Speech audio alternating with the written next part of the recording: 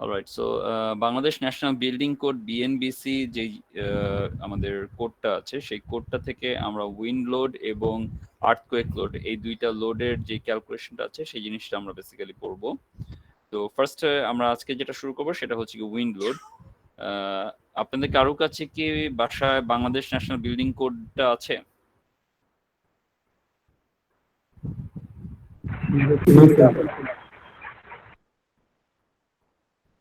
Sorry, আমি শুনতে পাই নাই, মাল্টিপল এক কথা একসাথে ছিল।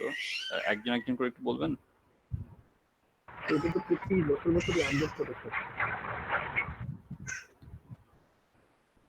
জুবাইর, তোমার কথা শোনা যাচ্ছে না, তোমার মানে মানে পিছনে কথার সাউন্ডের কারণে তোমার কথাটা অনেক আস্তে আসতেছে। আরেকবার একটু বলবে?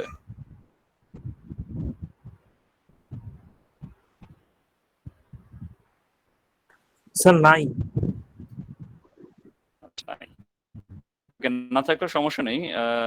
এটা হচ্ছে বেসিক্যালি আমি তোমাদেরকে কিছু লিংক দিয়ে দিব। আমি হচ্ছে জাস্ট গুগলে চেক করে দেখলাম যে বিএনবিসির লোকেশন ইয়েটা পাওয়া যায় কিনা।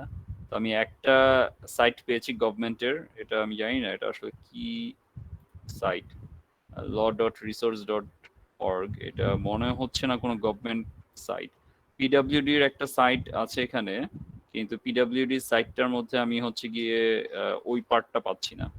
বেসিক্যালি বাংলাদেশ ন্যাশনাল বিল্ডিং কোডের হচ্ছে গিয়ে নতুন আরো কিছু ভার্সন নিয়ে কাজ চলতেছে, যেটা এখনো পর্যন্ত বাংলাদেশ ন্যাশনাল বিল্ডিং কোড 2020 একটা আসার কথা ছিল, কিন্তু সেটা এখনো পর্যন্ত তোমার গেজেট আকারে পাস হয় নাই। গেজেট আকারে যেটা এখনো পর্যন্ত পাস হয়ে আছে সেটা হচ্ছে গিয়ে বাংলাদেশ ন্যাশনাল বিল্ডিং কোড 2006। এটা বেসিক্যালি কাজ শুরু হয়, এটার হিস্ট্রিটা একটু আমি বলি, যে বাংলাদেশ ন্যাশনাল বিল্ডিং কোড নিয়ে অনেক আগে থেকে কাজ শুরু হয়, প্রায় 90-র দিকে কাজ শুরু হয়। 90-র দিকে কাজ শুরু হওয়ার পর এই পুরো কাজটাকে অ্যাকম্পাইল করে 93-তে করা হয়। তারপর 93 থেকে শুরু করে 2006 সাল পর্যন্ত এই পুরো জিনিসটার উপরে রিভিউ চলে। রিভিউ চলে বলতে যে এইটার যে কোডগুলো দেওয়া হয়েছে সেই কোডগুলোর উপরে হচ্ছে গিয়ে বিভিন্ন যুক্তি তর্ক, তারপরে অ্যানালাইসিস, এটা নিয়ে বিভিন্ন রকমের হচ্ছে গিয়ে কাজ করা হয়। তারপর ফাইনালি 2006-এ এসে যখন এই সবকিছু যখন ওকে হয়েছে, ওকে হওয়ার পর বাংলাদেশ সরকার সেটাকে গেজেট আকারে তোমার অনুমোদন দেয় 2000 সালে। যে কারণে বাংলাদেশ ন্যাশনাল বিল্ডিং কোড নামে কেউ এই কোডটাকে অনেক সময় হচ্ছে গিয়ে বলে বিএনবিসি 1993 বলে, কেউ বিএনবিসি 2006 বলে। 1993 বলে এই কারণ হচ্ছে গিয়ে তখন 1993-তে এটা পুরো কোডটা একত্রিত করা হয়েছে, বাট তখনও পর্যন্ত কিন্তু এটা সরকার কাছ থেকে পারমিশন পায় নাই। ওই কোডটাই সরকারের কাছ থেকে গেজেট আকারে পারমিশন পায়, সেটা হচ্ছে 2006। অফিসিয়ালি আসলে যেটা বলা উচিত সেটা হচ্ছে বিএনবিসি 2006। এবং এখন পর্যন্ত এই কোডের টাইম পরপর তোমার রিভাইজ করা হয়, ঠিক আছে? তো 2006 যে কোডটা সেটা তো অলরেডি প্রায় 14 বছর পুরানো হয়ে গেছে। তো 2012 সালের দিকে এসে আবার সেই কোডটা নিয়ে তোমার নতুন করে কিছু জিনিস আপডেট করা হয়েছে। আপডেট করে সেটাকে হচ্ছে গিয়ে অ্যানালাইসিস করা হচ্ছে, সিমুলেশন করা হচ্ছে যে এটাকে কিভাবে আপডেট করা সম্ভব এবং কোন কোন জায়গাগুলো আপডেট করবে। এবং যারা আপডেট করে শুধুমাত্র এমন না যে আমি একটা জিনিস আপডেট করলাম সেটার সাথে সাথে পাস হয়ে যাবে। এই জিনিসগুলোকে অ্যাকম্পাইল করে তখন আবার হচ্ছে গিয়ে সরকারের উচ্চ পর্যায়ে এর বিভিন্ন অফিসারদেরকে এটা দেওয়া হয় চেক করার জন্য। পাশাপাশি যারা রিসার্চার আছেন বা গবেষক আছেন বা যারা এইসব বিষয় নিয়ে কাজ করেন তাদেরকেও এটাতে ডাকা হয়, বিভিন্ন কমিটি করা হয়। যে কমিটি ফাইনালি অনেক সময় লাগে, যে নতুন যে ভ্যালুগুলো যে তারা যে প্রেসক্রাইব করবেন সেই প্রেসক্রাইবেশনটা কি আদৌ ঠিক আছে নাকি আরো মডিফিকেশন দরকার, এটা নিয়ে করতেন। তো সেই কাজটাও এখন পর্যন্ত 2012-এ আবার নতুন করে কোড রিভিউ করা শুরু হয়েছে, কিন্তু যেটা এখনো পর্যন্ত শেষ হয় নাই। আর মাঝখানে এই করোনা মহামারীর কারণে হচ্ছে গিয়ে পুরো জিনিসটা এখন আবার আটকে আছে। তো নতুন যে কোড সেটা এখনো পর্যন্ত এখনো পাবলিশ হয় নাই, ঠিক আছে?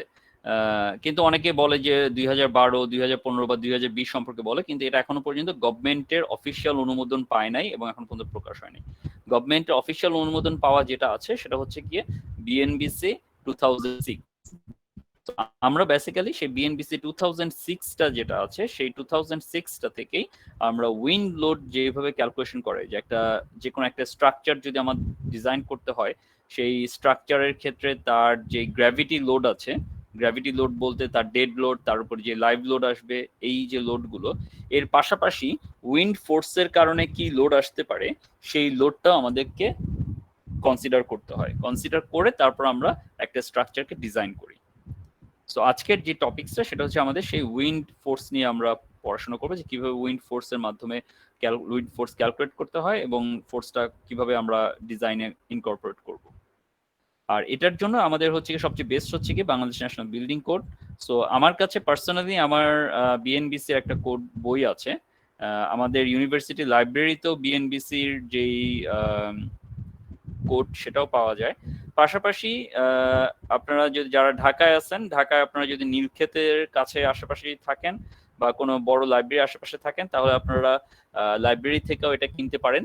বিএনবিসির বিএনবিসিটা মানে টোটাল যে কোডটা সেটা বিশাল বড় একটা পার্ট। স্ট্রাকচারাল ডিজাইনের জন্য আমরা শুধুমাত্র হচ্ছে গিয়ে পার্ট 6 যে পার্টটা আছে সেটাকে আমরা কনসিডার করি, কারণ ওইটাই আমাদের বেসিক্যালি দরকার হবে এই উইন্ড লোড এবং আর্থকুয়েক লোড, পাশাপাশি আরো কিছু বিভিন্ন যে ইয়েগুলো আছে। কিন্তু এছাড়া এই টোটাল কোডটার মধ্যেই মানে একটা বিল্ডিং এর যত রকমের কি বলে আপনার কম্পোনেন্ট গুলো আছে যেটা কিনা কনসিডার করা উচিত, যে একটা বিল্ডিং কতটুকু সাইজের হবে, বিল্ডিং এর ফায়ার রেশিও কিভাবে ক্যালকুলেট করতে হবে, বিল্ডিং কত স্টোরি হইতে পারে, কি টাইপের অকুপেন্সি হবে, এটা কি ইন্ডাস্ট্রিয়াল হবে নাকি রেসিডেন্সিয়াল হবে নাকি হচ্ছে গিয়ে এডুকেশনাল বিল্ডিং হবে, ঠিক আছে, বিল্ডিং এর সেটব্যাক কতটুকু হবে, দ্যাট মিনস আপনার প্লটের সাইজের উপর বেস করে আপনি কতটুকু জায়গা আপনাকে ছাড়তে হবে সামনে পিছনে ডানে বামে, এই সব কিছুই এই বিএনবিসি কোডের মধ্যে দেওয়া আছে, ঠিক আছে। তো চ্যাপ্টার 6 টাতে স্যার সব দেওয়া না, চ্যাপ্টার 6টাতে সবকিছু না, বিএনবিসির মধ্যে সবকিছু আছে। এটা টোটাল প্রায় 10টা চ্যাপ্টারের মতো, 10টা চ্যাপ্টার, এক একটা চ্যাপ্টারে এক এক রকমের জিনিস আছে, ঠিক আছে। কনক্রিট বিল্ডিং এর ডিজাইনের অনেক ইনফরমেশন আছে, স্টিল স্ট্রাকচার বিল্ডিং ডিজাইনের ইনফরমেশন আছে, টিম্বার বিল্ডিং ডিজাইন করার এখানে কোড আছে, ঠিক আছে, ভেরিয়াস টাইপ অফ কোড আছে। তো আমাদের জন্য স্যার শুধু 6 নাম্বার। আপনাদের এই 311 কোর্সে আমি আপনাদেরকে যে উইন্ড লোড ডিজাইন এবং আর্থকুয়েক লোড ডিজাইনটা পড়াবো সেটার জন্য হচ্ছে এই পার্ট 6 স্ট্রাকচারাল ডিজাইন, এই পার্টটা আপনাদের জন্য লাগবে, ঠিক আছে। অন্য কোর্স যখন আপনারা করবেন ভবিষ্যতে তখন আরো অন্যান্য পার্টটাও লাগতে পারে। তো বাট আপাতত যদি সম্ভব হয় তাহলে অ্যাটলিস্ট বেটার যদি আপনারা যদি এই পার্টটা যদি কিনে ফেলতে পারেন। নীলক্ষেতের দিকে বিএনবিসি 2006 যেটা, সেটা পুরো বইটাকে তারা আবার 3টা পার্টে ভাগ করছে, মানে টোটাল যেই 10টা চ্যাপ্টার বা পার্ট এটাকে আবার 3টা ভাগে ভাগ করছে। তো আপনাকে যদি আপনি বইটা যদি একবারে যদি 3টা কিনে ফেলেন তাহলে very good, as a civil engineer হিসেবে এটা অবশ্যই জরুরি যে আপনার কাছে বিএনবিসিটা থাকবে, ঠিক আছে। আর যদি আপনি যদি এখন যদি পুরোটা কিনতে নাও পারেন, অ্যাটলিস্ট যদি আপনি মনে করেন যে না ঠিক আছে আমি চ্যাপ্টার 6 স্ট্রাকচারাল ডিজাইনটা কিনবো, তাহলে আপনাকে ওই যে 3টা পার্ট আছে সেই 3টা পার্টের মধ্যে একটু দেখে নিতে হবে ভিতরটা খুলে যে কোন পার্টের মধ্যে পার্ট 6 স্ট্রাকচারাল ডিজাইনটা আছে, wind load calculation, earthquake load calculation, এই ডিজাইন পার্টটুকু আছে, সেটা একটু চেক করে দেখে আপনাকে কিনতে হবে। প্রাইস খুব বেশি হওয়ার কথা না, হয়তো বা 200-250 টাকার মধ্যেই হয়ে যাওয়ার কথা, ঠিক আছে। এখানে সবগুলো স্ট্যান্ডার্ড গুলো তো তাই না স্যার? এখানে বাংলাদেশে যে কোনো টাইপের বিল্ডিং আপনি তৈরি করতে চান আপনাকে হচ্ছে কি সব স্ট্যান্ডার্ড দেয়া আছে বাংলাদেশের জন্য, জি স্যার। ঠিক আছে। সো আমি রিকমেন্ড করব যে যদি সম্ভব হয় আপনারা কিনে ফেলে আপনাদের জন্য বেটার। যারা ঢাকায় আছেন বা যারা ঢাকার বাইরে আছেন কোনো বড় লাইব্রেরিতে গিয়ে একটু কথাবার্তা বললেই হয়তো আপনারা এই বইটা পেয়ে যাবেন। স্যার বইয়ের নামটা যদি বলতেন স্যার একবার। BNBC, Bangladesh national building code. এটা বললেই হবে স্যার? হ্যাঁ, বিএনবিসি বললেই হবে, আপনি গিয়ে বললেই হবে আমি বিএনবিসি 2006টা চাচ্ছি। আচ্ছা স্যার, ঠিক আছে। যেমন এই যে রকমারি.com এ আছে দেখি। হ্যাঁ বলেন। এই কোডটা কি বিভিন্ন এলাকার জন্য বিভিন্ন হয়? সমুদ্রের পাড়ের বিল্ডিং এর একরকম, আবার পুরো ঢাকার দিকে আরেক রকম? বাংলাদেশে আপনার পুরো বাংলাদেশেই হচ্ছে গিয়ে এটার আন্ডারে আছে। সো আপনি কোথায় বিল্ডিং করবেন, আপনি যদি কক্সবাজারে করেন কক্সবাজারের জন্য কোড আছে, আপনি যদি মানিকগঞ্জে করেন সেটার জন্য কোড আছে, আপনি যদি রংপুরে করেন সেটার জন্য কোড আছে। ঠিক আছে, যেমন জি এই যে স্যার। বিএনবিসি রকমারিতেই আমি দেখতে পাচ্ছি রকমারি.com বিএনবিসি 2006 মাত্র 550 টাকা, খুব বেশি না। তাহলে আমার মনে হয় আপনারা মাত্র পুরোটাই নিলে। একবারে যদি কিনে ফেলেন তাহলেই বেটার, খুব বেশি টাকা না। ঠিক আছে, এই আচ্ছা। সো আমি একটা জাস্ট পিডিএফ ফাইল পেয়েছি যেখান থেকে আমি আপনাদেরকে স্ট্রাকচারাল ডিজাইনার আন্ডারে যে উইন্ড লোড ক্যালকুলেশনটুকু আমি আপনাদেরকে পড়াবো। So first of all wind load ক্যালকুলেশনটা কিভাবে করা হয় সেটাতে আমরা একটু আসি। উইন্ড ফোর্স যেটা আছে, উইন্ড ফোর্সটা কি হয়, আমি একটু আপনাদেরকে ড্রয়িং করে জিনিসটা বুঝাই।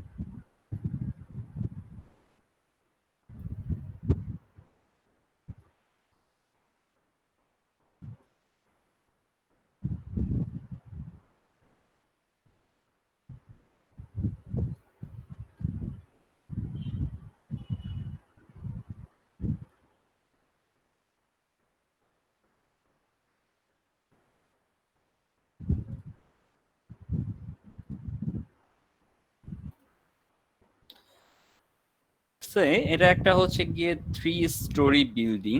ঠিক আছে, সো এটা হচ্ছে আমার গ্রাউন্ড ফ্লোর, এটা হচ্ছে ফার্স্ট ফ্লোর, এটা হচ্ছে সেকেন্ড ফ্লোর। আমরা যদি এখান থেকে বলি স্টোরি এবং ফ্লোরের মধ্যে কিন্তু অনেকটা ডিফারেন্স আছে। ঠিক আছে, যেমন আমরা যেটা বলি হচ্ছে গিয়ে গ্রাউন্ড ফ্লোর, এটা কিন্তু বোঝা বেসিক্যালি ফার্স্ট স্টোরি, যেটাকে আমরা বলি ফার্স্ট ফ্লোর সেটা হচ্ছে গিয়ে সেকেন্ড স্টোরি, আর যেটাকে আমরা বলি সেকেন্ড ফ্লোর সেটা হচ্ছে গিয়ে বেসিক্যালি থার্ড স্টোরি। ঠিক আছে, সো এই তিনটা স্টোরি যেটা কিনা হচ্ছে ground floor, first floor, second floor, এবং বিল্ডিংটার হচ্ছে গিয়ে অনেকগুলো ফ্রেমের মতো যদি আমরা চিন্তা করি, মনে করেন এই যে ভার্টিক্যাল লাইনগুলো এগুলো সবগুলো হচ্ছে তার কলাম ইন্ডিকেট করতেছে। এখানে হচ্ছে গিয়ে যে কলাম, মাঝখানে এই যে জাংশন পয়েন্টগুলো আছে এখানে প্রত্যেকটা নিচের দিকে আপনার কলাম আছে, আর এই যে হরাইজন্টাল যে লাইনগুলো এগুলো হচ্ছে প্রত্যেকটা বিম, এবং বিমের সাথে আপনার হচ্ছে গিয়ে ফ্লোর। ওকে, এখন এই যে বিল্ডিংটাতে কিন্তু আপনার দেখা যেতে পারে যে যে কোনো ডাইরেকশন থেকে দেখা যাবে যে আপনার উইন্ড আসবে। এখন ডিপেন্ডিং অন আপনার বাসাটা বা বিল্ডিংটা কোন জায়গাতে অবস্থিত সেটার উপর বেস করে কিন্তু দেখা যাবে যে উইন্ডের একটা নির্দিষ্ট ফোর্স আসবে। যেমন এই যে আমরা দেখি যে রাস্তাঘাটে যখন চলি তখন দেখি যে বাতাসের একটা ফোর্স আছে, যখন হচ্ছে গিয়ে ঢাকা শহরে এক রকমের হচ্ছে গিয়ে উইন্ড ফোর্স আসতেছে, আপনি যদি রংপুরে যান তাহলে আরেক রকম হবে, আপনি যদি চিটাগাঙে যান তাহলে আরেক রকম হবে, বিভিন্ন জেলাতে আপনার বিভিন্ন রকম। আপনি যদি কক্সবাজারে যান তাহলে আবার দেখা যাবে যে আরেক রকম হবে, ডিফারেন্ট হবে। এবং এই উইন্ড ফোর্সটা কিন্তু যে কোনো ডাইরেকশন থেকে আসতে পারে। এক হতে পারে সে হরাইজন্টালি আসবে, আরেক হতে পারে সে উপর থেকে হচ্ছে গিয়ে এভাবেও আসতে পারে, ঠিক আছে। সো যে কোনো ডাইরেকশনে আমার উইন্ড ফোর্সটা অ্যাক্টিভেট হইতে পারে এবং আসতে পারে, এসে সে আমাকে কি করবে, একটা প্রেসার দিবে। এই যে ফোর্সটা যে আসতেছে, উইন্ডটা যখন এসে যখন আপনার স্ট্রাকচারের মধ্যে যখন ধাক্কাটা দিচ্ছে, তখন আলটিমেটলি কি একটা প্রেসার দিচ্ছে সে।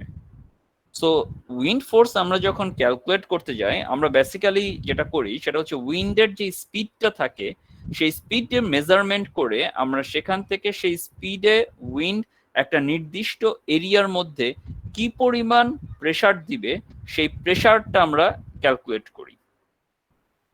প্রেসারটা ক্যালকুলেট করার পর সেই প্রেসারটাকে আমি যদি একটা সার্টেইন এরিয়াকে দিয়ে যদি আমি মাল্টিপ্লাই করি, তাহলে আমি ultimately pressure multiplied by area is equals to ফোর্সে আমি সেটাকে কনভার্ট করতে পারবো। এইটা হচ্ছে আমাদের মেইন কনসেপ্ট উইন্ড ফোর্স ক্যালকুলেশনের জন্য। এখন আমরা যদি দেখি যে প্রেসার কিভাবে আমরা ক্যালকুলেট করতে পারবো। সো বিএনবিসি অনুযায়ী ডিজাইন উইন্ড প্রেসার যেটা বলা হচ্ছে যে design wind pressure PZ for a structure or an element of A structure at any height Z above mean ground level shall be determined from the relation which is PZ is equals to CG CP QZ multiplied হবে। That means তিনটা এখানে component আছে। So PZ যেটা কিনা আমাদের হচ্ছে design wind pressure, এটা যে কোনো একটা স্ট্রাকচারের জন্য আমি যদি মেজার করতে চাই, এবং অবশ্যই এই জেডটা দিয়ে কি বোঝাচ্ছে, পিজেড বোঝানো হচ্ছে যে pressure at a certain height Z. That means Z যদি হয় আপনার মনে করেন 10 ফিট, তাহলে 10 ফিট উপরে আপনার উইন্ডের প্রেসারটা কত সেটা আপনি পাবেন। জেড যদি হয় 20 ফিট, তাহলে 20 ফিট উপরে আপনার প্রেসারটা কত সেটা পাবেন। যেমন এটা একটা 3 স্টোরি বিল্ডিং, এটা যদি আমার গ্রাউন্ড ফ্লোর হয়, প্রত্যেকটা ফ্লোর যদি 10 ফিট হয়, তাহলে আমি 0 ফিটে তার প্রেসারটা কত মেজার করতে পারি, 10 ফিটে কত, 20 ফিটে কত, 30 ফিটে কত, এইভাবে আমি বিভিন্ন হাইটে তার প্রেসারটা কত সেটা আমরা মেজার করতে পারবো। এবং সেই মেজারটা কিভাবে হবে, তিনটা এখানে কম্পোনেন্ট আছে, সিজি সিপি কিউজেড। আচ্ছা, তাহলে পিজেড হচ্ছে কি ডিজাইন উইন্ড প্রেসার এট হাইট জেড, যেটা কিনা আসবে কিলো নিউটন পার মিটার স্কোয়ারে। এখানে একটু বলে রাখি যে বিএনবিসি আমাদের যে কোডটা, সেই কোডটা কিন্তু বাংলাদেশে আপনার সরকারি হিসাব মতে আমরা কোন একক ইউজ করি এটা কি জানেন সবাই? কোন ইউনিট ইউজ করা হয়, এমকেএস নাকি এসআই নাকি এফপিএস নাকি সিজিএস নাকি যেন একটা আছে সেটা? এসআই না স্যার আমরা আমেরিকান স্ট্যান্ডার্ড। আমেরিকান স্ট্যান্ডার্ড আবার কোনটা?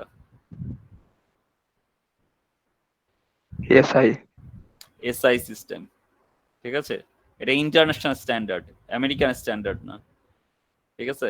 SI means international standard. International standard কোনটা? এসআই হচ্ছে গিয়ে এমকেএস টাকেই ইন্টারন্যাশনালি তারা কনভার্ট করেছে। দ্যাট মিন্স মিটার, কিলোনিউটন এবং সেকেন্ড, এমকেএস যেই ইউনিটটা। সো বিএনবিসি তে আলটিমেটলি সেই এমকেএস ইউনিটটাকে ফলো করা হচ্ছে, যার কারণে আপনি দেখবেন যে সকল যেই দূরত্ব বা ডিস্টেন্স সেটা মিটারে থাকবে, যে ফোর্স গুলো থাকবে সেটা নিউটন বা কিলো নিউটনে থাকবে। আর এফপিএস সিস্টেমে আমরা যখন কাজ করি তখন সেটা হচ্ছে গিয়ে আপনার পাউন্ড, তারপর ফিট, এই ইউনিটে আমরা হচ্ছে গিয়ে কাজ করি, ঠিক আছে। সো আপনারা যখন আমরা হচ্ছে গিয়ে বিভিন্ন ম্যাথ গুলো ডিজাইন করেছি বা ম্যাথ গুলো সলভ করেছি, তখন হয়তো বা ফিট, তারপর মিটার, বিভিন্ন ইউনিট আমরা ইউজ করেছি। কিন্তু এখন আমরা যখন বিএনবিসি ইউজ করতে যাচ্ছি, আমরা সবসময় খেয়াল রাখতে হবে আমাদের প্রেসার যেটা আসবে সেটা হচ্ছে গিয়ে প্রেসারটা আসবে কিলো নিউটন পার মিটার স্কোয়ারে। এখন সিজিটা কি? সিজিটা হচ্ছে গিয়ে gust coefficient which shall be either GZ or GH or G bar as set forth in section 2.4.6.6. এটা আমরা একটু পরে আসতেছি। দ্যাট মিন্স সিজিটা হচ্ছে একটা কোএফিসিয়েন্ট যেটাকে আমরা বলছি গাস্ট কোএফিসিয়েন্ট। আচ্ছা, প্রেসার কোএফিসিয়েন্ট হচ্ছে গিয়ে সিপি, যেটা কিনা হচ্ছে গিয়ে প্রত্যেকটা স্ট্রাকচারের জন্য একটা নির্দিষ্ট একটা ভ্যালু দেওয়া আছে, যেটা আমরা পাবো সেকশন 2.4.6.7 এ। আর কিউজেড যেটা, that means sustained wind pressure, এইটা আমরা পাবো একটা ইকুয়েশন থেকে। ইকুয়েশনটা হচ্ছে গিয়ে ইকুয়েশন নাম্বার 2.4.1, এটা হচ্ছে 2.4.2। 2.4.1 ইকুয়েশনটাতে আমরা পাবো এই QZ, যেখানে QZ ইজ ইকুয়ালস টু মানে ইয়ে করা যাচ্ছে না, আচ্ছা, QZ is equals two CCCI CZ VB square. এটা আমি একটু পরে আপনাদেরকে দেখাচ্ছি, ঠিক আছে? তো PZ আমরা একটা একটা করে যদি আসি, তাহলে PZ হচ্ছে গিয়ে ফার্স্ট অফ অল আসতেছে CG টা আমরা পাবো কোথায়? সেকশন 2.4.6.6, সেখানে যদি আমরা যাই,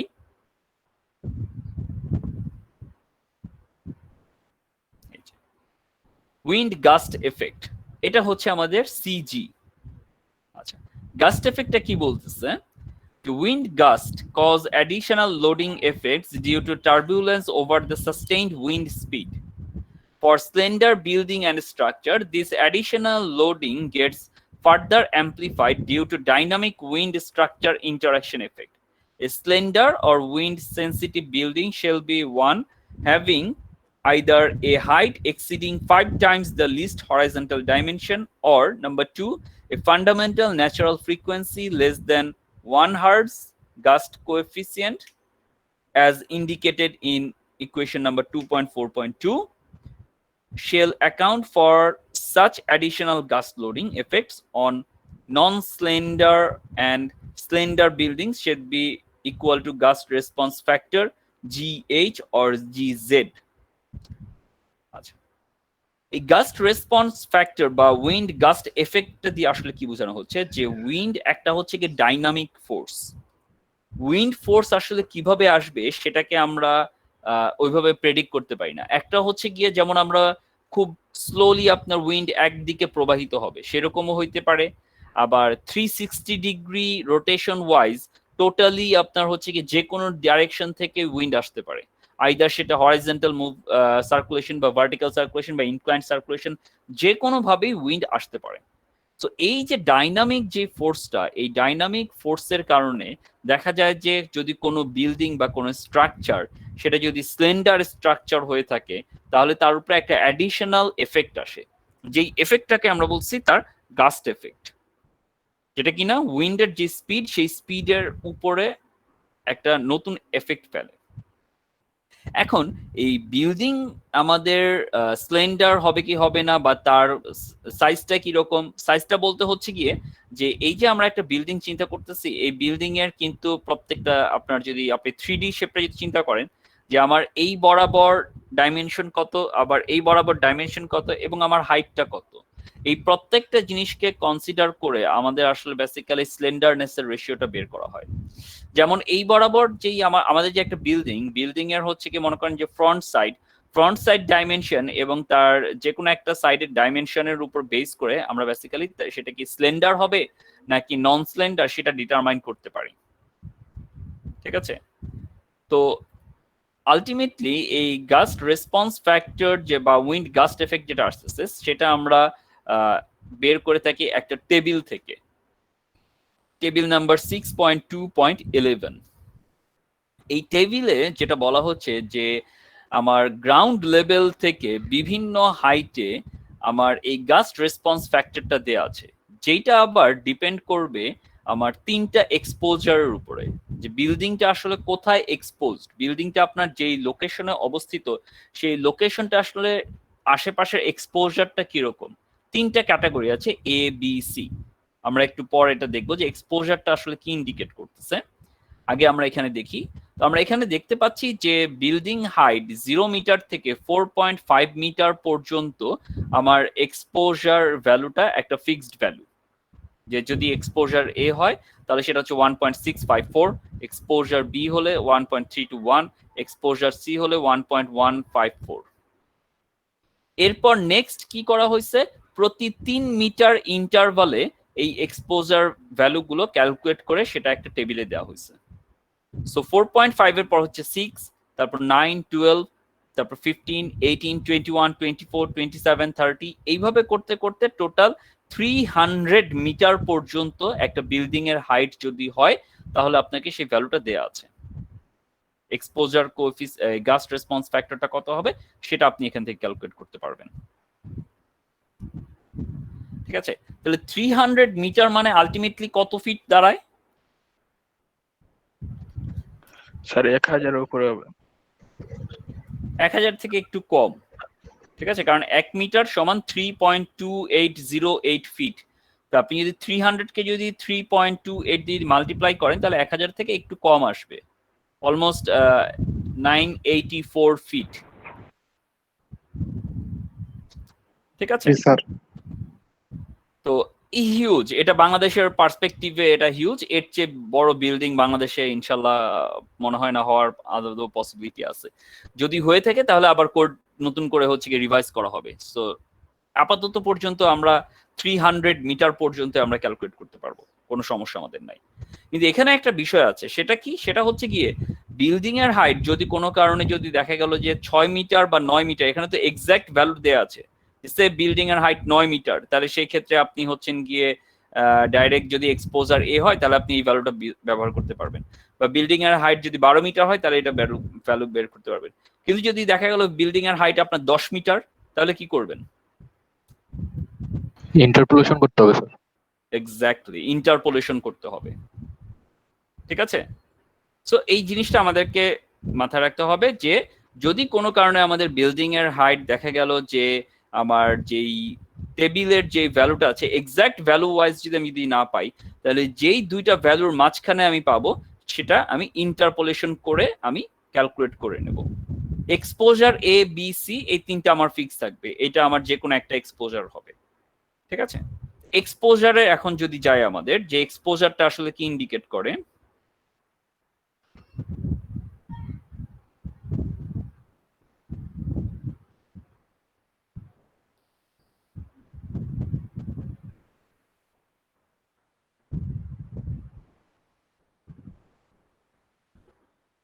এক্সপোজারটা তো আরো আগেই দেওয়ার কথা।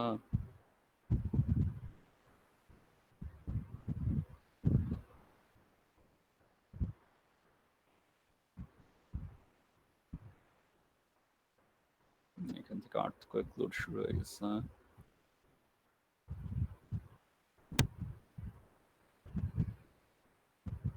এক্সপোজারটা এখানে নাই।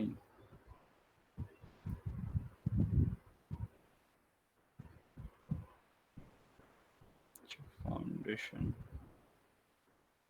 structural design, pier foundation.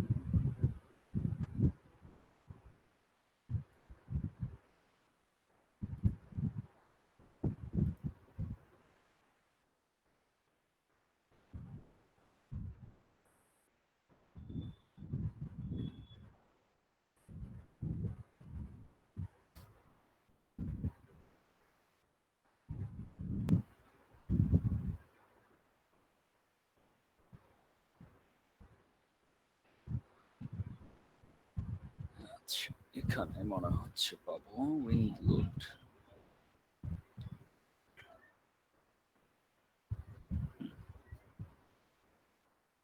পাওয়া যাবে।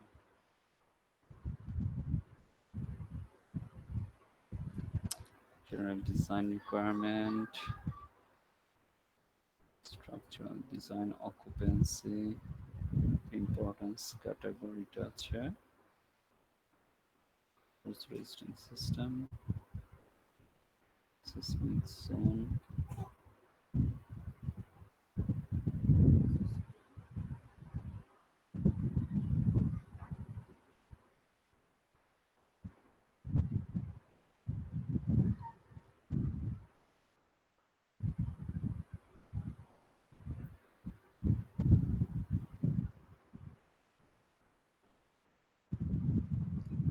chapter 1,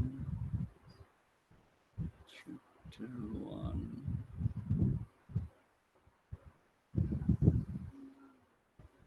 chapter 2, loads, unit 3, load of basic material, live load,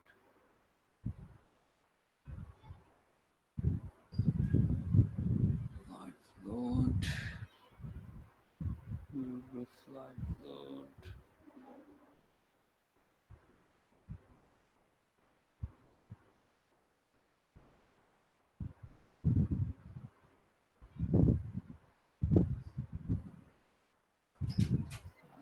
winter load, বাবা কি বাবা? এটা একটু কি তুমি কথা কি রাখবা খেলনা যাও।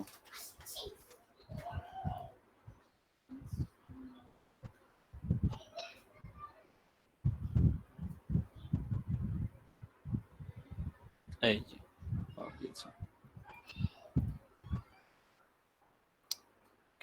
সো এক্সপোজার ক্যাটাগরি যেটা আমরা এখানে দেখলাম, এই যে সিজেড এর জন্য যে এক্সপোজার এ বি সি এটা কি? সো টেরেইন এক্সপোজার, ঠিক আছে? টেরেইন এক্সপোজারটা কি?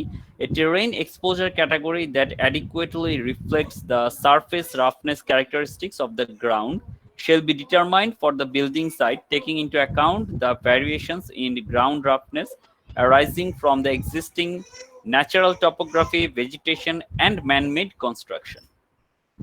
That means আমার যেই বিল্ডিং বা স্ট্রাকচার যেটাই আমরা করি সেটা আসলে কোন অঞ্চলের মধ্যে অবস্থিত, এই টেরেইনটা কিরকম, ঠিক আছে? সেইটা ন্যাচারাল টপোগ্রাফিটা কিরকম, এটা কি ফ্ল্যাট টপোগ্রাফি নাকি হিলি টপোগ্রাফি, এখানে কি টাইপের ম্যানমেড স্ট্রাকচার আছে, এইসব কনসিডারেশনের উপর বেস করে আমাদের এই এক্সপোজার ক্যাটাগরিটা ডিফাইন হয়। এক্সপোজার ক্যাটাগরিটা তিন টাইপের হতে পারে। একটা হচ্ছে কি এক্সপোজার এ, বি বা সি।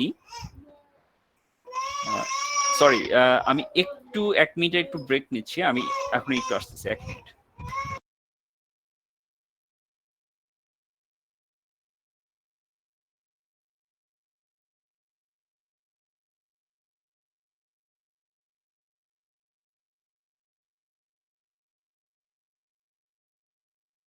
আরবান এবং sub urban area, industrial area, wooded area, hilly or other terrain, যেখানে বলা হচ্ছে যে covering at least 20% of the area with obstruction of 6 metre or more in height. That means যে কোনো আরবান রেসিডেন্সিয়াল বা industrial area অথবা sub urban area যেই জায়গাতে আমার অলমোস্ট মিনিমাম 20% হচ্ছে গিয়ে 6 মিটার বা তার থেকে উঁচু হাইটের আমার কোনো বিল্ডিং থাকবে, কনস্ট্রাকশন থাকবে, ঠিক আছে? যেটা হতে পারে কোনো বিল্ডিং বা অন্য কোনো স্ট্রাকচার যদি থাকে 20% একটা এরিয়ার, তাহলে সেই জায়গাটাকে আমরা বলবো বেসিক্যালি এক্সপোজার এ। বুঝতে পারা গেছে? এর পাশাপাশি যদি হিলি এরিয়াও যদি হয়ে থাকে, ঠিক আছে, সেই হিলি এরিয়াটাকেও আমরা এক্সপোজার এ হিসেবে কনসিডার করি। Extending from the site at least 500 meters or 10 times the height of the structure, whichever is greater. That means যে আইদার আমার যে সাইটটা আছে সেই সাইটের 500 মিটারের মধ্যে যদি হয়ে থাকে অথবা 10 টাইমস অফ হাইট যেটা তার মধ্যে যদি হয়ে থাকে, তাহলে আমরা সেটাকে ধরবো এক্সপোজার এ। এক্সপোজার বিটা হচ্ছে বেসিক্যালি ওপেন টেরেইন, যেখানে কিনা scattered obstruction having height generally less than 10 meter, extending 800 meter or more from the site in any full quadrant. মানে যে কোনো একদিকে আমি যেই স্ট্রাকচারটা করব সেই স্ট্রাকচার থেকে যে চার দিক আছে, চার দিকের যে কোনো একদিকে যদি আমরা যদি কনসিডার করি, তাহলে সেই ক্ষেত্রে আমাদের যদি 10 মিটারের কম যদি হয়ে থাকে কোনো একটা স্ট্রাকচারের হাইট, এবং সেটা যদি 800 মিটারের মধ্যে যদি হয়ে থাকে, তাহলে সেটাকে আমরা ধরবো বেসিক্যালি এক্সপোজার বি। আর এক্সপোজার থ্রিটা হচ্ছে গিয়ে ফ্ল্যাট অথবা আনঅবস্ট্রাক্টেড ওপেন টেরেইন বা কোস্টাল এরিয়া বা রিভার সাইড এরিয়া, যেখানে বেসিক্যালি আমার দেখা যাবে যে খুব একটা স্ট্রাকচার নাই, ঠিক আছে, আশেপাশে হচ্ছে কি আপনার খুব বড় বড় স্ট্রাকচার বা যেটা আমরা বলছি সেই জিনিসটা থাকবে না, এবং large water body of water over 1.5 kilometre or more in with, সেটা হচ্ছে কি আমাদের এক্সপোজার সি।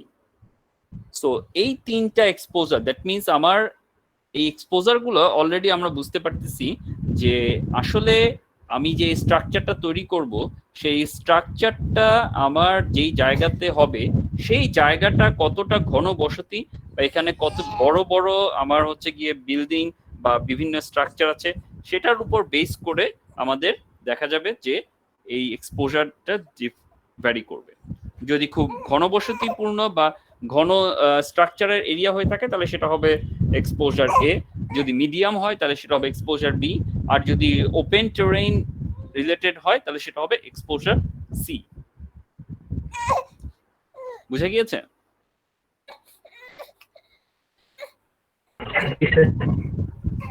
আচ্ছা,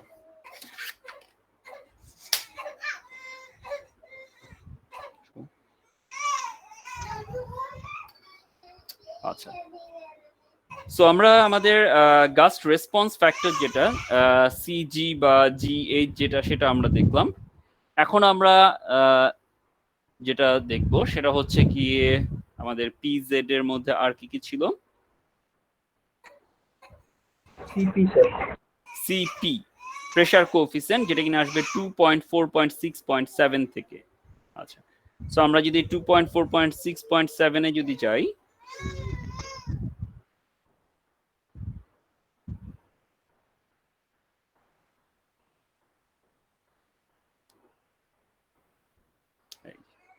CP pressure coefficient for building structure and component. So CP যেটা আমাদের এখানে দেওয়া আছে, এখানে বলা হচ্ছে যে pressure coefficient CP to be used in equation 2.4.2, যেটা কিনা আমরা বললাম PZ, for the determination of design wind pressure shall be equal to the values described below. তো সিপির জন্য এখানে আবার কয়েকটা কন্ডিশন আছে। কি কি? যে যদি আমার একটা হইতে পারে সিপিই, যেটা কিনা হচ্ছে external pressure coefficient, which is given in figure 6.2.5 and 6.2.6, also in table 6.2.13 for external surface of building and structure. আরেকটা হচ্ছে CPI prime, যেটা কিনা হচ্ছে internal peak pressure coefficient as given in table 6.2.14 for internal surface of building.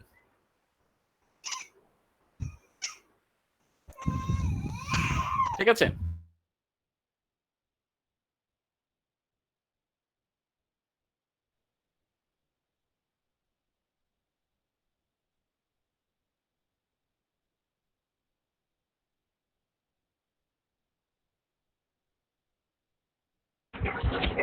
Sir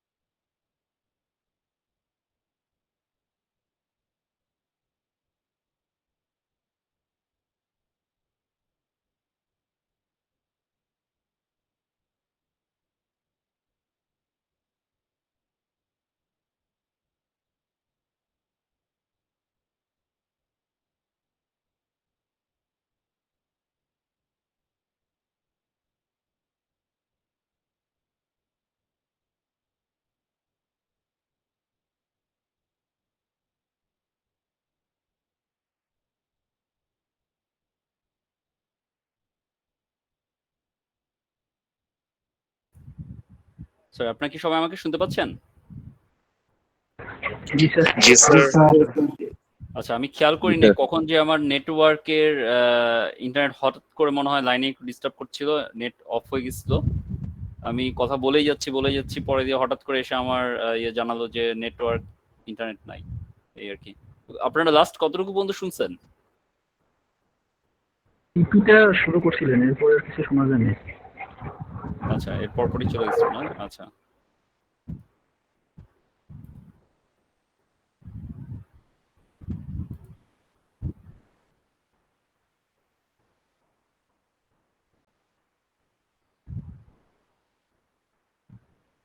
okay. So আমরা সিপিইটা যদি দেখি, CPE যেটা কিনা হচ্ছে কি আমার প্রেসার কোএফিসিয়েন্ট। প্রেসার কোএফিসিয়েন্টের ক্ষেত্রে এটা একটা ধরেন একটা বিল্ডিং এর প্ল্যান ভিউ দেয়া আছে। সো প্ল্যান ভিউতে আমরা যেটা দেখতে পাচ্ছি যে যদি উইন্ড আমার লেফট থেকে রাইটের দিকে আসে এবং এই উইন্ডটা এই যে বিল্ডিং এর যে প্ল্যানটা আছে সেটা মনে করেন যে আমার যেই ডাইরেকশন থেকে আসতেছে সেটা পারপেন্ডিকুলার ডাইরেকশনটা হচ্ছে বি এবং তার যে অন্য যে ডাইরেকশন প্যারালাল ডাইরেকশনটার লেংথ হচ্ছে গিয়ে এল। তাহলে সেই ক্ষেত্রে আমরা যেই সারফেসটাতে এসে উইন্ড ধাক্কা দিবে যেটা কিনা আমরা বলে থাকি উইন্ড ওয়ার্ড সাইড, ঠিক আছে, উইন্ড যেই ডাইরেকশন থেকে আসবে সেই ডাইরেকশনের যেই সাইডটা থাকবে বা সারফেসটা থাকবে সেটাকে আমরা বলি উইন্ডওয়ার্ড সাইড, আর ওইটা বাদে উল্টো দিকে যে সাইডটা থাকবে সেটাকে বলা হয় লিওয়ার্ড সাইড। এই দুইটা জিনিস একটু খেয়াল রাখতে হবে আপনাদেরকে, যে উইন্ড যদি লেফট থেকে রাইটের দিকে আসে তাহলে এই সাইডটাকে আমরা বলবো উইন্ডওয়ার্ড সাইড, আর এই সাইডটাকে তখন আমরা বলবো লিওয়ার্ড সাইড, LEE লি WARD লিওয়ার্ড। আবার অল্টারনেটিভলি উইন্ড যদি এদিক থেকে আসে রাইট সাইড থেকে আসে তাহলে এই সাইডটা আমার হবে উইন্ডওয়ার্ড সাইড আর তখন এই সাইডটা হয়ে যাবে লিওয়ার্ড সাইড। সিমিলারলি উইন্ড যদি এদিক থেকে আসে তাহলে এই সাইডটা হচ্ছে উইন্ডওয়ার্ড সাইড, এই সাইডটা হবে লিওয়ার্ড সাইড। উইন্ড যদি এদিক থেকে আসে তাহলে এটা হবে উইন্ডওয়ার্ড সাইড, এটা হবে লিওয়ার্ড সাইড। তো এখন এই যে আমাদের উইন্ডওয়ার্ড সাইড এবং লিওয়ার্ড সাইড এইটার উপর বেস করে এবং আমার বি বা এল এই যে রেশিওটা সেটার উপর বেস করে এক্সটার্নাল প্রেসার কোএফিসিয়েন্ট সিপি এই ভ্যালুটা আমাদেরকে দিয়ে দেওয়া আছে। এটা হচ্ছে গিয়ে সেই টেবিল আমাদের যেখানে কিনা আমরা ইকুয়েশন যেটা আমরা চাচ্ছিলাম যে পিজেড এর যে equation PZ is equals to CG CPE QZ এই ভ্যালুটা আমরা ইউজ করব। তো এখানে পিই যেটা যদি আমাদের উইন্ডওয়ার্ড সাইড হয় বা উইন্ডওয়ার্ড ওয়াল হয়ে থাকে তাহলে সেই ক্ষেত্রে যেটা হবে যে আমার L/B ভ্যালু যাই হোক না কেন সিপিই এর ভ্যালু অলওয়েজ 0.8, এটা কনস্ট্যান্ট। আর যদি আমার লিওয়ার্ড সাইড হয় তাহলে লিওয়ার্ড সাইডে L/B রেশিও, দ্যাট মিনস প্ল্যানের আমার যে লেংথ এটা হচ্ছে গিয়ে এলটা কোনটা, এলটা এখানে বলা হচ্ছে horizontal dimension of building measured parallel to the wind direction. So wind যেই ডাইরেকশনে থাকবে সেই ডাইরেকশনে প্যারালাল ডাইরেকশনটা হচ্ছে আমার এল, আর উইন্ড যেই ডাইরেকশনে থাকবে সেই ডাইরেকশনের নর্মাল বা পারপেন্ডিকুলার ডাইরেকশনটা হচ্ছে বি। তাহলে এই দুইটা ডাইরেকশনের যে রেশিও সেই রেশিওর উপর বেস করে লিওয়ার্ড সাইডের জন্য আমার সিপিইর ভ্যালুটা -0.5 থেকে -0.2 পর্যন্ত ভ্যারি করবে ডিপেন্ডিং অন আমার লিওয়ার্ড ওয়ালের যে L/B ভ্যালু সেটা কি লেস ইকুয়াল দেন 0.1 থেকে ম্যাক্সিমাম গ্রেটার দেন 4 পর্যন্ত যদি হয় তাহলে এর মধ্যেই এই ভ্যালুটা থাকবে। আর যদি এখানে যে ভ্যালুগুলো দেয়া আছে এর মধ্যে যদি হয় সে 1 এবং 2 এই দুইটার মাঝখানে আসলো 1.5 তাহলে সেক্ষেত্রে আমাকে ইন্টারপোলেশন করে ক্যালকুলেট করতে হবে। আর সাইড ওয়াল যেগুলো থাকবে দ্যাট মিনস আমার উইন্ড যদি এখান থেকে আসে তাহলে এটা হচ্ছে উইন্ডওয়ার্ড সাইড, এটা হচ্ছে লিওয়ার্ড সাইড, তাহলে বাদবাকি যে দুইটা সেটা হচ্ছে কি আমাদের সাইড ওয়াল। আবার যদি উইন্ড যদি এদিক থেকে আসে তাহলে এটা হচ্ছে উইন্ডওয়ার্ড সাইড, এটা হচ্ছে লিওয়ার্ড সাইড, তখন এটা এবং এটা হবে সাইড ওয়াল। সাইড ওয়ালের জন্য L/B ভ্যালু যাই হোক না কেন সিপিই যেটা সেটা হবে আমাদের -0.7। বুঝা গিয়েছে? এটা হচ্ছে গিয়ে আমার ওয়ালের জন্য। দ্যাট মিনস এই যে একটা বিল্ডিং, সেই বিল্ডিংটা যদি মনে করেন যে নর্মাল রেসিডেন্সিয়াল বিল্ডিং এর কথা যদি আমরা ধরি, যেটা কিনা হচ্ছে আপনার এরকম হাইট, তার থাকবে একটা নির্দিষ্ট হাইট থাকবে, আর সেই ক্ষেত্রে উইন্ড যদি আমার এই ডাইরেকশনে আসে, তাহলে উইন্ড ওয়ার্ড সাইডের জন্য আমরা ইউজ করব সিজি সিপি কিউজেড, যেখানে এই সিপিটা হচ্ছে কি উইন্ড ওয়ার্ড ওয়ালের জন্য আমার 0.8, আর লিওয়ার্ড ওয়াল যেটা হবে, লিওয়ার্ড ওয়ালের জন্য আমরা আমাদের L/V ভ্যালু যেটা আসবে সেখান থেকে আমরা এটা বের করব। আর এখানে যেটা দেখাচ্ছে এটা এলিভেশন। এলিভেশনে আমরা দেখাচ্ছে যে যদি আমার বিল্ডিং এর যদি সারফেস বা রুফ সারফেস যেটা আছে, সেই রুফ সারফেসটা যদি একদম পিওরলি হরাইজন্টাল থাকে তাহলে একরকম হবে। এই যে যদি সিপি, যদি আমার external pressure coefficient for roof বলা হচ্ছে, রুফের ক্ষেত্রে যদি আমার এই ভ্যালুটা একদম প্যারালাল টু রিজ হয়, দ্যাট মিনস আমার থিটা 0 থাকতেছে, থিটার কোনো ভ্যালু নাই, ঠিক আছে, থিটাটা আমার 0 হয়ে যাচ্ছে, তাহলে সেই ক্ষেত্রে আমার হচ্ছে গিয়ে H/L এর উপর বেস করে দেখেন থিটার ভ্যালু সব সময় -0.7। আর যদি এমন হয় যে না আমার এটা রেক্টেঙ্গুলার বিল্ডিং, কিন্তু আমার যে ছাদটা আছে ছাদটা আমার কিছুটা স্লোপ করে আছে, হইতে পারে সেটা মনে করেন যে একটা ইন্ডাস্ট্রি বিল্ডিং, ইন্ডাস্ট্রির উপরে আপনার একটা ট্রাস দিয়ে শেড করা হয়েছে, তাহলে সেটার যে স্লোপটা হবে সেই স্লোপের উপর বেস করে আমাকে সিপিটা এই টেবিল থেকে ক্যালকুলেট করে বের করতে হবে যে উইন্ডওয়ার্ড সাইডের জন্য কত আর লিওয়ার্ড সাইডের জন্য কত হবে ভ্যালুটা। বুঝা গিয়েছে? এইখানে H/L যেটা, H হচ্ছে গিয়ে আমাদের যেই পয়েন্টে আমি মেজার করতে চাচ্ছি সেই পিজেড ভ্যালুটা, সেই হাইট, আর এলটা হচ্ছে গিয়ে আমাদের বিল্ডিং এর স্প্যান লেংথ এল, যেটা কিনা হচ্ছে আমরা বলছিলাম যে উইন্ড যেই ডাইরেকশনে আসবে সেই ডাইরেকশনের প্যারালাল ডাইরেকশনের যে লেংথটা সেটা হচ্ছে গিয়ে আমাদের এল। তাহলে সেখান থেকে আমরা এই সিপিই ভ্যালুটা ক্যালকুলেট করতে পারবো। বুঝতে পেরেছেন? আচ্ছা, তাহলে নেক্সট আমরা যাচ্ছি, তাহলে আমরা সিজি বের করলাম, আমরা সিপি বের করলাম, এখন আমাদের আসতেছে কিউ জেডটা কি। সো কিউ জেড যদি আমরা যদি যাই,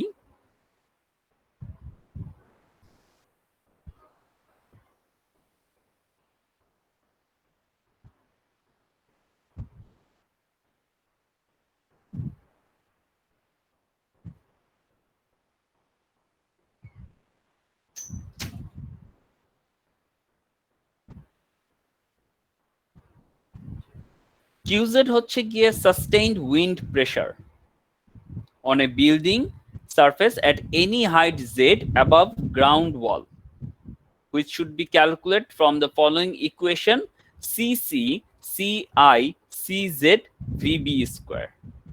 So এটা আরেকটা ইকুয়েশন থেকে আমার পাচ্ছি। তাহলে sustained wind pressure যেটা আমি পাচ্ছি at a certain height Z metre, সেই ভ্যালুটা আমাদের আসতেছে আবার কিলোনিউটন পার মিটার স্কয়ারে।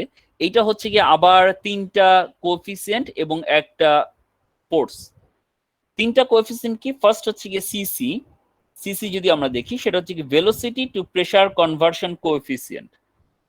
মানে আমি এই যে ইকুয়েশনটা আছে সাস্টেইনড উইন্ড প্রেসার, এটা মেজার করব কি দিয়ে? আমাদের উইন্ড ফোর্স দিয়ে। উইন্ড ফোর্স যেটা আছে সেই ফোর্সকে আমি কিভাবে প্রেসারে কনভার্ট করতে পারি, সেই কনভার্সন কোএফিসিয়েন্ট হচ্ছে সিসি। এই ভ্যালুটা হচ্ছে গিয়ে ফিক্সড 47.2 × 10⁻⁻6। এটা আমাদেরকে খেয়াল রাখতে হবে। এরপর আসছে সিআই। সিআই হচ্ছে গিয়ে structural importance coefficient. Structural importance কোএফিসিয়েন্টটা ডিপেন্ড করে যে আমি যে স্ট্রাকচারটা তৈরি করব সেটার স্ট্রাকচার ইম্পর্টেন্স ক্যাটাগরিটা কি টাইপের ক্যাটাগরি। এটা কি রেসিডেন্সিয়াল, এটা কি হ্যাজার্ডাস, এটা কোন টাইপের, সেটা আমরা পাবো কোথা থেকে? টেবিল 6.2.9। এই যে structural importance coefficient CI for wind load. এখানে আমরা দেখতে পাচ্ছি যে টোটাল 5টা ইম্পর্টেন্স ক্যাটাগরি আছে একটা স্ট্রাকচারের ক্ষেত্রে। কি কি? Essential facility, hazardous facility, special occupancy structure, standard occupancy structure এবং লো রিস্ক স্ট্রাকচার। যেই 5টা ক্যাটাগরির উপর বেস করে স্ট্রাকচারের যে ইম্পর্টেন্স ভ্যালু একটা কোএফিসিয়েন্ট ভ্যালু দেওয়া আছে ম্যাক্সিমাম 1.25 থেকে মিনিমাম 0.80। এখন এই ভ্যালুটা আবার আমরা কোথা থেকে পাবো? টেবিল 6.1.1 ফর অকুপেন্সি, সেখানে আমরা যদি যাই,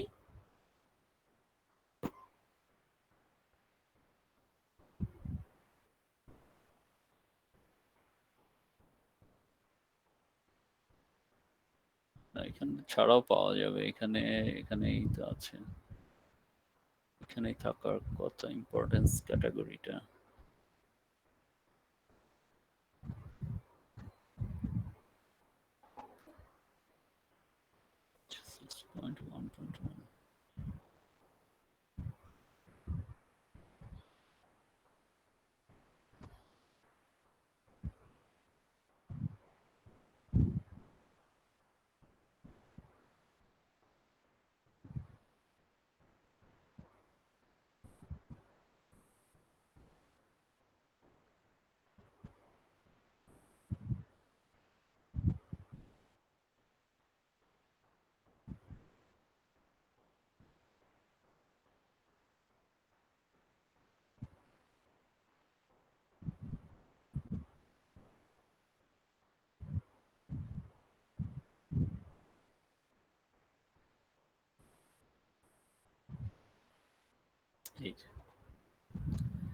সো স্ট্রাকচারাল অকুপেন্সি বা ইম্পর্টেন্স ক্যাটাগরি আপনার কিসের উপর ডিপেন্ড করতেছে এবার দেখি আমরা তাহলে। First of all structural importance category 1, যেটা কিনা হচ্ছে এসেনশিয়াল ফ্যাসিলিটি। কি কি? হসপিটাল বা other medical facility, fire and police station, tank or other structures containing housing, supporting water or other fire suppression material, emergency vehicle shelter or garage, structure and equipped in emergency preparedness center যেমন হচ্ছে কি cyclone shelter বা food shelter, standby power generation equipment or other type of facilities, structure and equipment in government communication center যেগুলো সেগুলো বা emergency response centre যেগুলো সেগুলো হচ্ছে কি সবই এসেনশিয়াল ফ্যাসিলিটিজ এর আন্ডারে পড়বে। হ্যাজার্ডাস ফ্যাসিলিটিজ এর আন্ডারে পড়বে সেই সব স্ট্রাকচার যেটার মধ্যে কোনো রকমের টক্সিক বা এক্সপ্লোসিভ সাবস্টেন্স রাখা হবে। যেমন আপনারা কিছুদিন আগে দেখেছেন যে লেবাননের বৈরুতে একটা বিশাল বড় এক্সপ্লোশন হয়েছে, এক্সপ্লোশন হয়ে আপনার হচ্ছে গিয়ে প্রায় কয়েকশো মানুষ মারা গেছে। তো এই জিনিসটা কেন হয়েছে? কারণ জানা গেছে, ইনভেস্টিগেশনের মাধ্যমে জানা গিয়েছে যে যেখানে আপনার বৈরুতের ওখানে যেই সমুদ্র বন্দরটা ছিল সেখানে একটা বিল্ডিং এর মধ্যে, পরিত্যক্ত ভবনের মধ্যে কয়েক হাজার টন আপনার অ্যামোনিয়াম নাইট্রেট জমা রাখা ছিল। এটা হচ্ছে গিয়ে বহু বছর ধরে পড়েছিল এখানে, ওইভাবে কেয়ারফুলি রাখা হয় নাই, যে কারণে আশেপাশে কোনো একটা লিকেজ থেকে আলটিমেটলি ওই অ্যামোনিয়াম নাইট্রেট যে বিস্ফোরক পদার্থটা সেটা এক্সপ্লোশনের কারণে আপনার এই বিশাল বড় হচ্ছে একটা ডিজাস্টার ঘটছে। বাংলাদেশের কথা যদি আমরা চিন্তা করি, বাংলাদেশে কয়েক বছর আগে নিমতলিতে এরকম একটা দুর্ঘটনা ঘটছিল। নিমতলিতে আপনার হচ্ছে গিয়ে সার কারখানাতে আপনার হচ্ছে গিয়ে যেহেতু ওই বিল্ডিং গুলো বেসিক্যালি ওইভাবে হ্যাজার্ডাস ফ্যাসিলিটিস হিসেবে ডিজাইন করা হয় নাই, কিন্তু ওই বিল্ডিং গুলোতে আপনার হচ্ছে গিয়ে বিভিন্ন প্রকারের সার বা কেমিক্যাল জাতীয় দ্রব্য আপনার হচ্ছে গিয়ে ইউজ করা হইতো, যেটা দিয়ে আলটিমেটলি ওখানে একটা দুর্ঘটনা ঘটে, বিল্ডিং ধসে এবং প্রচুর মানুষ মারা যায়। পাশাপাশি হচ্ছে গিয়ে গত বছর বা এই বছরের শুরুর দিকে পুরান ঢাকাতেও হচ্ছে গিয়ে কিছু বিল্ডিং, যেসব বিল্ডিং এ দেখা গেছে যে আপনার বিভিন্ন রকমের হয়তো বা গ্যাস এক্সপ্লোশন থেকে বিল্ডিং এ বিশাল বড় প্রবলেমের সৃষ্টি হচ্ছে। তো এই জিনিসগুলো হওয়ার একটা মেইন ইয়েটা হচ্ছে যে এটা যে হচ্ছে এক্সপ্লোশনের কারণে কিন্তু আপনার যে স্ট্রাকচারটা, সেই স্ট্রাকচার যদি আপনার ওইরকম হ্যাজার্ডাস ফ্যাসিলিটিস হিসেবে যদি ডিজাইন করা না হয়, তাহলে দেখা যাবে যে আপনার যেই কোএফিসিয়েন্টটা ধরা আপনি সেটা ধরতেছেন না। কারণ হ্যাজার্ডাস ফ্যাসিলিটিস এর জন্য ইম্পর্টেন্স ক্যাটাগরি ধরা উচিত 1.25, হোয়ারএজ আমি যদি নরমাল অকুপেন্সি ধরি বা স্ট্যান্ডার্ড অকুপেন্সি ধরি তাহলে সেটার জন্য হবে 1।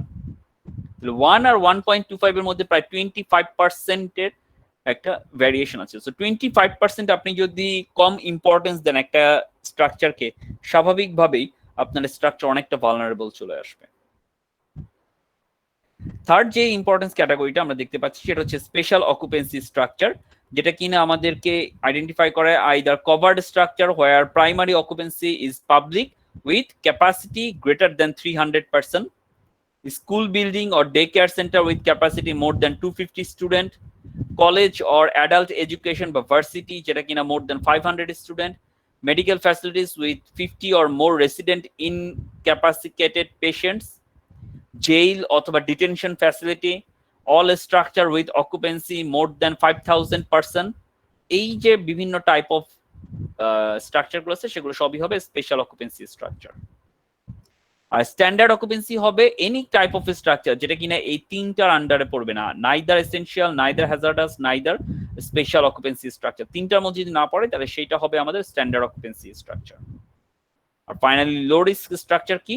Building or structure that exhibits low risk two human life and property in the event of failure, such as agricultural building, minor storage facility, যেমন হইতে পারে আপনার সাইলো বা গোডাউন, যেটাতে কিনা আপনার হচ্ছে গিয়ে হিউম্যান লাইফের উপরে ক্ষতিটা কম, ঠিক আছে, কারণ এখানে প্রচুর পরিমাণে মানুষ একসাথে থাকে না। বা টেম্পোরারি ফ্যাসিলিটি বা কনস্ট্রাকশন ফ্যাসিলিটি, সে মনে করেন যে কনস্ট্রাকশন ইয়ার্ড যেগুলো করা হয়, যেসব জায়গাতে মানুষজন থাকে না কিন্তু আমার মেশিনারিজ জিনিসপত্রগুলো থাকবে, সেগুলো হতে পারে লো রিস্ক স্ট্রাকচার। সো এইটা হচ্ছে কি আমাদের ইম্পর্টেন্স ক্যাটাগরি, যে ইম্পর্টেন্স ক্যাটাগরির উপরে বেস করে আপনাকে ডিসিশন নিতে হবে যে আপনার ইম্পর্টেন্স কোএফিসিয়েন্টটা কত হবে।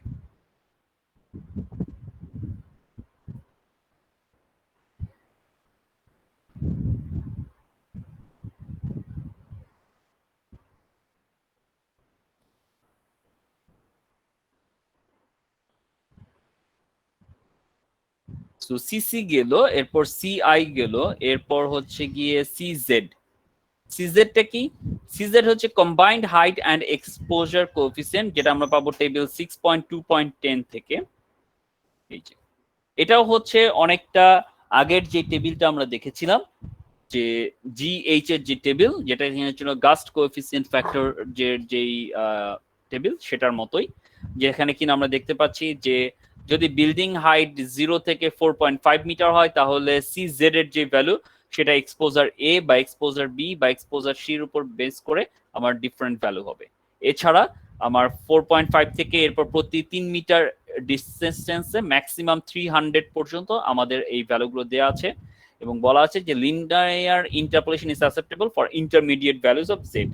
সো আমার বিল্ডিং এর হাইট কি হবে সেটা যদি কোনো একটা ইন্টারমিডিয়েট ভ্যালু হয়ে থাকে তাহলে সেক্ষেত্রে আমাকে লিনিয়ার ইন্টারপোলেশনের মাধ্যমে এটা বের করতে হবে। সো এটাও আমরা ইজিলি করতে পারবো। স্যার এটা কোয়েকশন আছে না? হ্যাঁ, এটা কোয়েকশন আছে। বুঝতে পারি নাই মুয়াজ, আপনার কথাটা আরেকবার বলুন। স্যার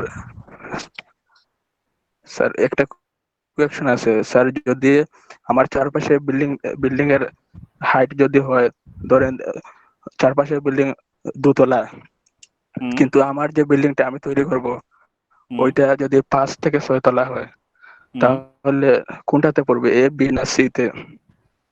আচ্ছা, এক্সপোজার এ হবে না বি হবে না সি হবে সেটার উপরে। এখন এক্সপোজারটা ডিপেন্ড করবে আপনার শুধু চারপাশের বিল্ডিং না, আপনার পুরো লোকালিটির উপরে। লোকালিটির উপরে বলতে যেমন আপনি তো থাকেন সিলেটে, তাই না? জি স্যার। আচ্ছা, তো সিলেটে আপনি যদি সিলেট টাউনে থাকেন, যেটা কিনা টোটালি আরবান এরিয়া, আরবান এরিয়ার জন্য সেটা হচ্ছে কি আপনার এক্সপোজার এ। যদি আপনি সিলেটের আরবান এরিয়াতে না থাকেন, আপনি যদি এমন একটা জায়গায় থাকেন যেখানে কিনা স্ক্যাটার্ড, মানে আরবান এরিয়াতে যেমন দেখা যায় যে এক একটা রাস্তার 2 পাশ ধরেই আপনার হচ্ছে কি বিল্ডিং, এবং কোনোটা দোতলা হতে পারে, কোনোটা 3 তলা, কোনোটা 4 তলা, কোনোটা 5 তলা, কোনোটা 6 তলা, যে কোনো টাইপ, কিন্তু এটা আরবান এরিয়া। আবার সাব আরবান এরিয়াও যদি হয়ে থাকে, যেমন হচ্ছে গিয়ে আমার একটা রাস্তার ধরে সব জায়গায় যদি শুধু বিল্ডিং না, বিভিন্ন জায়গাতে বিল্ডিং আছে, এক্সপোজার বি হচ্ছে গিয়ে একটা এক্সাম্পল হইতে পারে যে যেখানে আপনার বিল্ডিং আছে, বিল্ডিং এর হাইট গুলো কম কিন্তু বিল্ডিং গুলো সব দূরে দূরে। যেমন মনে করেন কোন জায়গা বলি, যে শহর ছাড়া গ্রামাঞ্চলের যে জায়গাগুলো, ঠিক আছে, একটু পেরিফেরির দিকে, যেখানে কিনা আপনার মনে করেন যে এক একটা জায়গাতে ছোটখাটো এক একটা বিল্ডিং, তো সেই জায়গাটা হচ্ছে আপনার এক্সপোজার বি। সেখানে যদি আপনি মনে করেন যে আপনি যদি একটা 5-6 তলা যদি বিল্ডিং করতে চান তাহলে আপনাকে এক্সপোজার বি কনসিডার করতে হবে। আর আপনি যদি আরবান এরিয়ার মধ্যে দোতলা বিল্ডিংও যদি করেন তাহলে আপনাকে সেটা এক্সপোজার এ নিতে হবে, নট ম্যাটার যে আপনি 5 তলা বিল্ডিং করবেন নাকি 10 তলা বিল্ডিং করবেন। আরবান এরিয়া যদি এমন যদি হয় যে আরবান এরিয়া যেই এরিয়ার মধ্যে আপনার চারপাশে প্রায় জি, স্যার। 500 মিটার পর্যন্ত সব বিল্ডিংই হচ্ছে আপনার দোতলা তিনতলার মধ্যে, কিন্তু আপনি নতুন একটা বিল্ডিং করতেছেন যে বিল্ডিংটা হবে 6 তলা, তাহলে আপনাকে এক্সপোজার এ নিতে হবে। আর যদি এটা যদি আরবান এরিয়া না হয়, যদি পেরিফেরির দিকে হয়, যেখানে কিনা এক একটা মনে করেন যে প্লট থেকে আরেকটা প্লট বিশাল দূরে দূরে, ঠিক আছে, মনে করেন যে কৃষি জমি টাইপ জায়গা, এর মধ্যে হচ্ছে গিয়ে জমির পাশে এক একজন যে জমির যে মালিক তার হচ্ছে এক একটা 3 তলা 4 তলা বিল্ডিং, কিন্তু সেই বিল্ডিং গুলো আপনার 3 তলা 4 তলা হতে পারে বা 5 তলা 6 তলা পর্যন্ত হতে পারে, কিন্তু এক একটা বিল্ডিং অনেক দূরে দূরে, ঠিক আছে। তাহলে সেই ক্ষেত্রে তখন আপনার আসবে এক্সপোজার বি। বুঝে গিয়েছে? জি স্যার। আচ্ছা, জি স্যার। ফাইন। সো ফাইনালি আমাদের থাকতেছে, আমরা সিসি দেখলাম, সিআই দেখলাম, সিজেড দেখলাম, এখন ভিবি। ভিবিটা কি? ভিবি হচ্ছে গিয়ে basic wind speed in kilometre per hour. বাংলাদেশে আমরা স্পিডটাকে সাধারণত কিলোমিটার পার আওয়ারে মেজার করে থাকি, যে কোনো স্পিডকে, সেটা হোক উইন্ড স্পিড বা গাড়ির ভেহিক্যাল স্পিড, যে কোনো কিছু ক্ষেত্রে। আপনারা দেখবেন যে যারা যদি আপনারা যদি বাইক চালান বা প্রাইভেট কার চালান, তাহলে আপনারা দেখবেন যে স্পিড যেটা আছে সেটা হচ্ছে কিলোমিটার পার আওয়ারে দেওয়া থাকে, ঠিক আছে। সো বেসিক উইন্ড স্পিড যেটা আমরা বের করব, সেই উইন্ড স্পিডটাও আরো কিছুক্ষণ করব, এই উইন্ড স্পিডটা আমাদেরকে কিলোমিটার পার আওয়ারে বের করতে হবে, যেটা আমরা হচ্ছে গিয়ে দুইটা জায়গা থেকে পেতে পারি। এক, আমরা পেতে পারি এই যে টেবিলটা আছে, টেবিল 6.2.8, যেখানে আমার যা পুরো বাংলাদেশের যে কোনো জায়গার, ঠিক আছে, ডিস্ট্রিক্টের নাম এবং ডিস্ট্রিক্ট ওয়াইজ তার যে অ্যাভারেজ বেসিক উইন্ড স্পিডটা থাকে, সেই উইন্ড স্পিডটা দেওয়া আছে কিলোমিটার পার আওয়ারে। অথবা আমাদেরকে একটা বাংলাদেশের এই ম্যাপ দেওয়া আছে, যেই ম্যাপে আপনার হচ্ছে গিয়ে এক একটা হচ্ছে গিয়ে কন্ট্রোল লাইন ড্র করা হয়েছে, কন্ট্রোল লাইন অফ উইন্ড স্পিডের জন্য, যে কোন জায়গা থেকে আমার কোন স্পিডটা যাচ্ছে, ঠিক আছে। যেমন সিলেটের কথা বলতেছিলাম, মুরাদের যে জায়গাটা, সেখানে আমরা দেখতে পাচ্ছি যে সিলেট, সুনামগঞ্জ, মৌলভীবাজার, হবিগঞ্জ, এই জায়গাগুলোতে হচ্ছে উইন্ড স্পিড এটা 180 উইন্ড স্পিড দিয়ে যায়। আবার শ্রীমঙ্গলের এই জায়গাটা হচ্ছে কি 160। আবার পাশে সুনামগঞ্জের পাশে নেত্রকোনার যে জায়গাটা, নেত্রকোনা, কিশোরগঞ্জ, তারপর ঢাকার দিকে আসলে নরসিংদী, নারায়ণগঞ্জ, ঠিক আছে, ঢাকা, মুন্সিগঞ্জের আশেপাশে এই জায়গা হচ্ছে গিয়ে 200-র কাছাকাছি, ঠিক আছে। আবার ঢাকার নিচের দিকে যদি আমরা আসি, শরীয়তপুর, চাঁদপুর, এই জায়গাটাতে হচ্ছে 160। তো এখানে জাস্ট হচ্ছে কি এক একটা বিভিন্ন ভ্যালু দিয়ে আমার গ্রাফ তৈরি করা হয়েছে। তো আমরা সাধারণত এই গ্রাফটা ইউজ না করে আমরা যেটা করি, যে এখানে আমাদের ডিভিশন ওয়াইজ বা জেলা ওয়াইজ বিভিন্ন জায়গার নাম দেওয়া আছে এবং সেই জায়গার আমার উইন্ড স্পিডটা দেওয়া আছে। যেমন ঢাকা বলা আছে 210। সিলেট যদি আমরা দেখি, সিলেট হচ্ছে কি 195, ঠিক আছে। এরকম ভাবে যেমন কুষ্টিয়া 215, লক্ষ্মীপুর সেটা হচ্ছে 162, ঠিক আছে, ঈশ্বরদী সেটা হচ্ছে 225, এরকম ভাবে বিভিন্ন জায়গাটা দেয়া আছে। হ্যাঁ, বরিশাল নেই স্যার? হ্যাঁ আছে, বরিশাল এই যে 256 কিলোমিটার পার আওয়ার। এই উইন্ড স্পিড যেটা, এটা হচ্ছে গিয়ে যখন আমার এখানকার যে ম্যাক্সিমাম যে উইন্ড স্পিডটা এইসব জায়গাতে যেটা পাওয়া গেছে বিভিন্ন সময়ে, যে উইন্ড স্পিডটা আবহাওয়া অধিদপ্তর এই রেজাল্ট গুলোকে তারা হচ্ছে কি সবসময় মেজার করতে থাকে, ঠিক আছে। তো সেই ক্ষেত্রে দেখা যাচ্ছে যে সবচেয়ে ক্রিটিক্যাল টাইমে আমার উইন্ড স্পিডটা কত আসে সেটাকেই ধরা হয়েছে। কেন? কারণ সো দ্যাট মনে করেন একটা সাইক্লোন আসলো বা একটা হচ্ছে কি আপনার ঝড় আসলো, ঠিক আছে, তো সেই সময় যাতে আমার যে উইন্ড স্পিডটা আসবে সেই সময় আমার যাতে বিল্ডিং যাতে এমন না হয় যে বিল্ডিং ভেঙে গেছে বা বিল্ডিং এ ক্র্যাক দেখা গেছে বা বিল্ডিং উপড়ে গেছে, ঠিক আছে, সেটা যাতে না হয়। তাহলে ওই স্পিডটাকে, ম্যাক্সিমাম যে উইন্ড স্পিডটা থাকে, সেই উইন্ড স্পিডটাকে আমরা গভর্ন করে ওই জায়গার জন্য আমরা তার যে উইন্ড ফোর্সটা আসবে সেই উইন্ড ফোর্সটা আমরা ক্যালকুলেট করব। যদি কারুর কোনো লোকেশন, এখানে আমি যতটুকু জানি, আমার জানা মতো এখানে প্রত্যেকটা জেলার নামই আছে। যদি কোনো জেলার নাম যদি এখানে যদি না থাকে, এমন কেউ কি আছেন যার জেলার নাম এখানে নাই? দেখি তো আপনারা কারা কারা এখানে আছেন, এক একজনের নাম বলেন তো, জেলার নাম দেখি আমরা খুঁজে যে কি আরো জেলা আছে নাকি যে সেটা এখানে নাই। কুমিল্লা স্যার। কুমিল্লা আছে, কুমিল্লা আছে, কুমিল্লা 196। আর কেউ? স্যার মুন্সিগঞ্জ। মুন্সিগঞ্জ, এই যে মুন্সিগঞ্জ আছে 184। স্যার নওগাঁ। নওগাঁ তো থাকার কথা, নোয়াখালী, নওগাঁ, নেত্রকোনা, নরসিংদী, নড়াইল, এই যে নওগাঁ আছে 175। চ্যাটে একজন সম্ভবত লিখছে কি ঢাকা তো থাকবেই রে ভাই, ঢাকা থাকবে না কেন? ঢাকা আছে 210। আর কারো এরিয়া? আর কেউ নাই, বাকিরা সবাই হয়তো বা ঢাকাতে। ইভেন সেন্ট মার্টিনেরটাও দেওয়া আছে, সেন্ট মার্টিন আইল্যান্ড, সেখানে হচ্ছে গিয়ে 260। তারপর টেকনাফ 260। ঠিক আছে, আমার জানা মতো 260টাই হচ্ছে গিয়ে মনে হয় হাইয়েস্ট। তারপর পটুয়াখালী, পিরোজপুর এসব জায়গাতে 260 করে আছে। ঠিক আছে, উইন্ড স্পিড। আর সবচেয়ে কম হচ্ছে গিয়ে উত্তরের দিকে, যেমন নীলফামারী 140। নীলফামারীতে স্পিড হচ্ছে 140। ঠাকুরগাঁওতে হচ্ছে 130। আর এর চেয়ে কম 130-এর চেয়ে কি কম মনে হয় না আছে। অঙ্গরপোটা এটা কোন জায়গা আমি নিজেও জানি না, বাংলাদেশে এই জায়গার নাম আমি কোথাও শুনি নাই আজ পর্যন্ত। ঠিক আছে, বরগুনাতে 260 ম্যাক্সিমামই আছে। আচ্ছা, 130 হচ্ছে দিনাজপুরেও আছে, দিনাজপুর এবং ঠাকুরগাঁও এই দুইটাই হচ্ছে 130। এর নিচে আর নাই। সো ম্যাক্সিমাম হচ্ছে দিনাজপুর এবং ঠাকুরগাঁও 130 এবং সরি মিনিমাম। আর ম্যাক্সিমাম হচ্ছে টেকনাফ 260, সেন্ট মার্টিনসে 260, পিরোজপুর আছে 260, তারপরে চিটাগাং আছে 260। ঠিক আছে, তারপরে বরগুনাও আছে 260। ওকে, সো অলমোস্ট প্রত্যেকটা এরিয়ার হচ্ছে গিয়ে আপনার জেলার এই স্পিডটা এখানে দেওয়া আছে। সো এই স্পিডটা যদি আমরা জানি, তাহলে আমরা ইজিলি এই কিউজেড ভ্যালুটা আমরা ডিটারমাইন করতে পারবো, এবং কিউজেড বের করতে পারলে আমরা হচ্ছে গিয়ে টিজেড যেটা আছে সেই টিজেডটা আমরা ইজিলি ক্যালকুলেট করতে পারবো from this equation.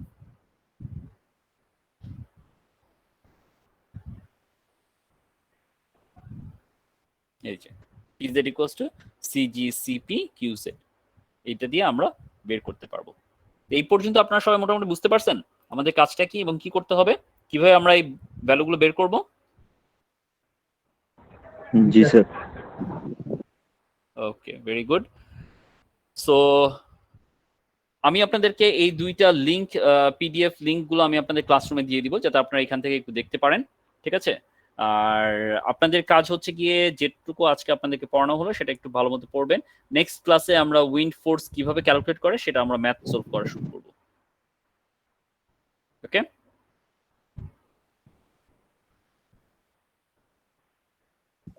G sir.